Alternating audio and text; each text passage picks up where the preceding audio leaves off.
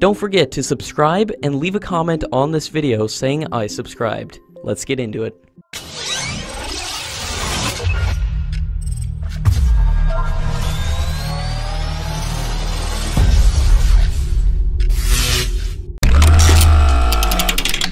India's Defence Acquisition Council is ready to approve a government-to-government deal for procuring 24 MH-70 multi-role helicopters that is worth over $2 billion from the US.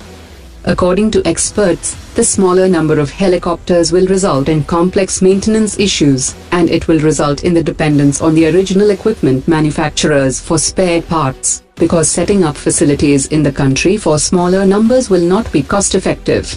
And the economies of scale will come with orders for 123 naval multi-role helicopters and 111 naval utility helicopters, which are being processed through the strategic partnership model.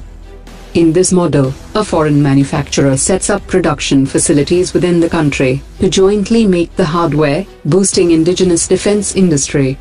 But the strategic partnership model is yet to take off. And after the current allocation of the defense budget, off-the-shelf purchase appear to be the most attractive in the short run. The Indian Ministry of Defence has also approved the acquisition of 13 naval systems worth around 3,000 crore rupees from the US, through the government-to-government route. According to sources, an unspecified number of the American Harpoon systems are also in the pipeline.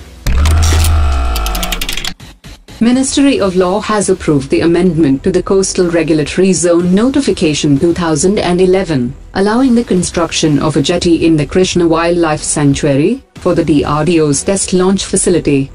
At a crucial meeting in New Delhi, the ministry gave the relief to the defense project as a special case, paving the way for construction of a jetty. As now that the major roadblock has been cleared, the DRDO project can be speeded up.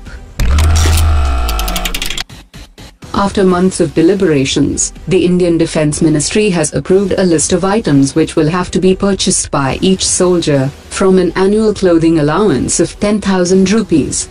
The clothing allowance was recommended by the 7th Pay Commission, which was procured earlier through ordnance factories.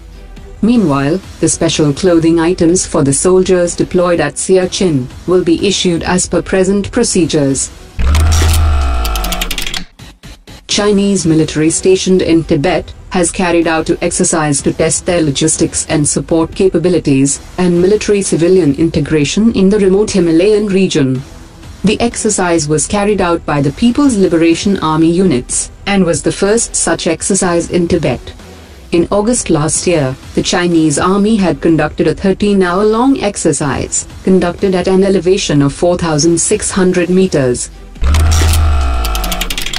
The RIMPAC exercise is the world's largest international maritime military exercise with 25 nations and 25,000 personnel, which includes the participation of 47 surface ships, 5 submarines, and more than 200 aircraft. The RIMPAC exercise has now begun off the coasts of Hawaii and Southern California. According to the Indian Navy, RIMPAC will provide a platform for multilateral interactions and increase interoperability and common understanding of procedures for maritime security operations. The Indian Army Chief met a group of students from Kashmir and exhorted them to join the Indian Army and serve the nation. The Indian Army Chief shared his experiences with the students and motivated them to work hard and to contribute in the nation-building process. The 25 students are accompanied by teachers who will embark on a nationwide trip, which is sponsored by the government, designed to provide an insight into the rich heritage of the country, as well as various developmental and industry initiatives that are underway.